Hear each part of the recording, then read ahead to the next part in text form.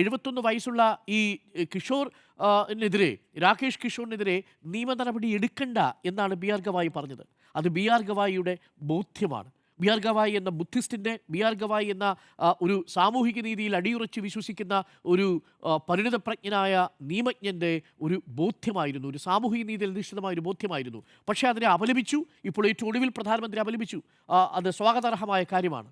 ഇത് തുടരുകയാണ്. ഷൂ ഇവർക്കൊരു ബലഹീനതയാണെന്നേ. എല്ലാ കാലത്തും ഷൂ ഇവർക്കൊരു ബലഹീനതയാണ്.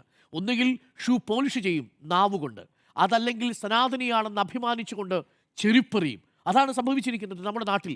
നോക്കൂ, ഇതേ ബോധ്യമല്ലേ ഇന്നിപ്പോൾ ഈ ഉണ്ണികൃഷ്ണൻ പോറ്റിക്കെതിരെയും നമ്മുടെ നാട്ടിൽ സംഭവിച്ചിരിക്കുന്നത്.